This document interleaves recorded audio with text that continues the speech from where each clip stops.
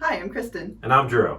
And today we are going to be working on making a countertop for our laundry room. It's not the area where the sink is, it's actually right adjacent to our washer and dryer, which is a stacked washer and dryer. So a few months ago, Drew was out of town and I decided to take on a project with the kids of redoing the entire bathroom. Drew knew about getting a new washer and dryer, and he knew about doing a new floor, but he didn't realize that I was completely doing the whole bathroom. I got almost everything done except for putting in the new counter next to the washer and dryer. So you took care of the floor, a new vanity countertop, new sink, new mirror, new door jamb, new door, new plumbing, new appliances, new paint, new trim. It started with just getting a new washer and dryer, right. And then I kind of kept going. And then I went out of town. And so now we have to do the big project, which is making a small countertop for next to the washer and dryer. Right. We were able to get some wood from a big box store that's meant for making a big live edge wood table.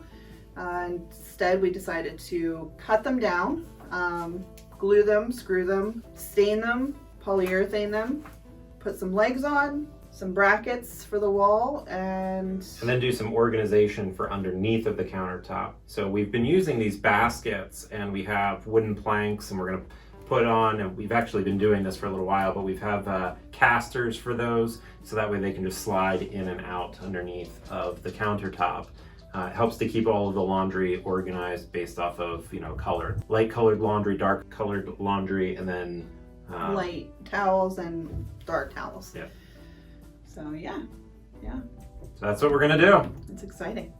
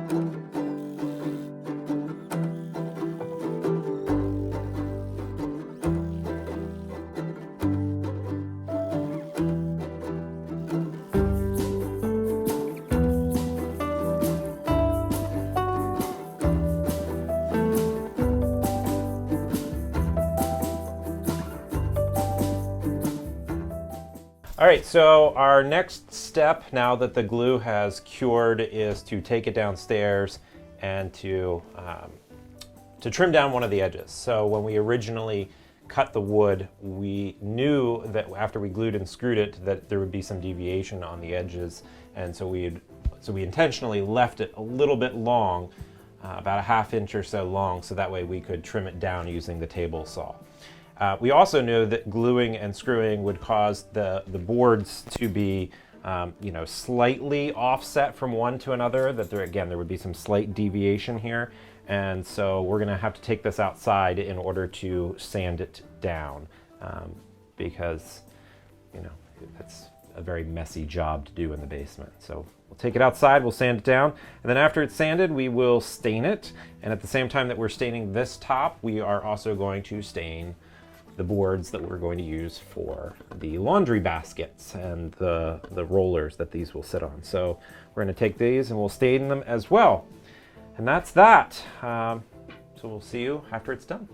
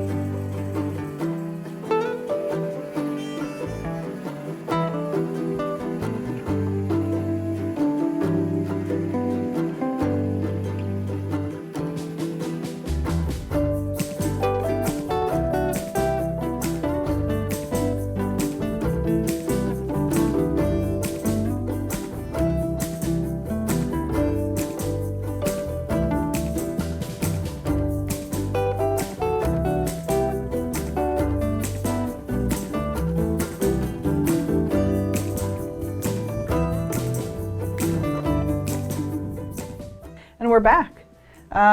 We put our first coat of water-based stain on. Unfortunately, it dried way too quickly and it was way too dark.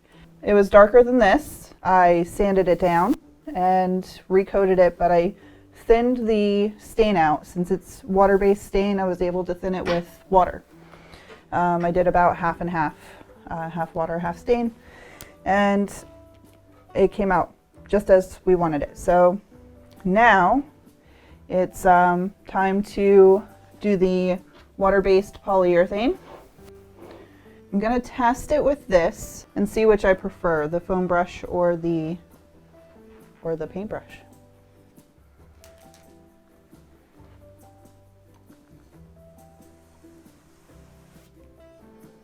Should probably get a thicker coat there. First impressions. First impressions are it's not going on too thick. I am seeing streaks. I know I probably shouldn't be going over it multiple times, but it's just not soaking or not coming off properly. So let me try this. Your work is getting a clinical review here. What are we doing, Keiko? What are we doing? Huh?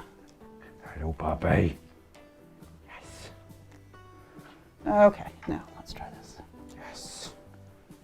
All right, that's going on much better. I'll move this out for you.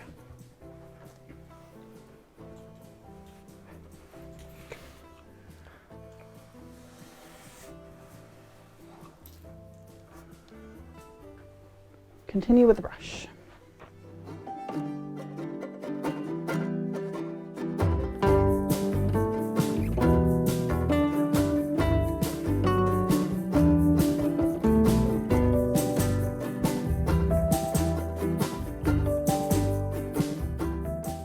The front of the countertop is going to be held up by two posts, and they're actually iron pipe. And at the top of the iron pipe, where it actually connects to the countertop, we're going to use these flanges.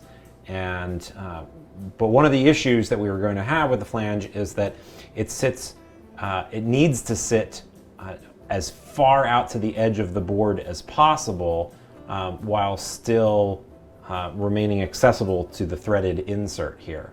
We need to trim this down, and so to trim it down, we're going to put it into the vise. We're going to use the angle grinder, and we're going to hack away an edge into this thing. So let's give it a try.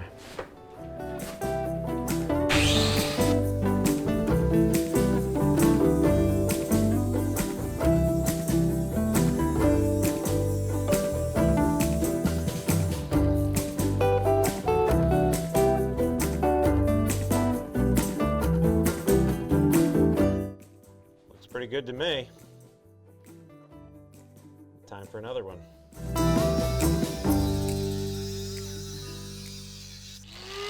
Yeah, close enough, I think. Looks good.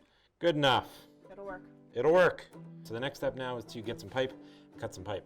Yeah.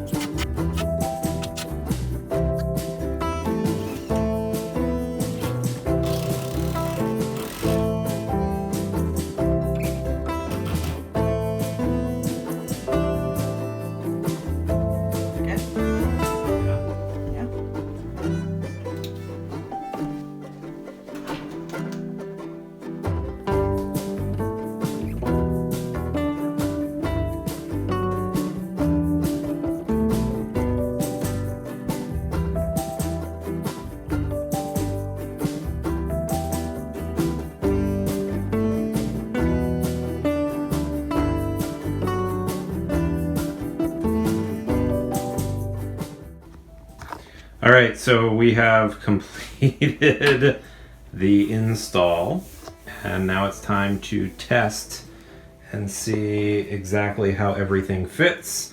We have a pretty good idea that it does fit, but we haven't actually fully tested it now with the trim cut back and the leg reinstalled. So that's what we're gonna do now. Let's see. We still have to Velcro the laundry baskets to the wood so that they don't slide around, and when you pull out they don't topple and everything. So that we still have to do, but at least we can test to see how they fit together.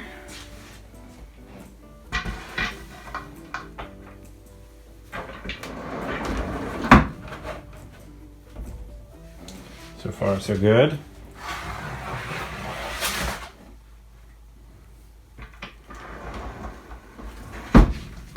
Also good.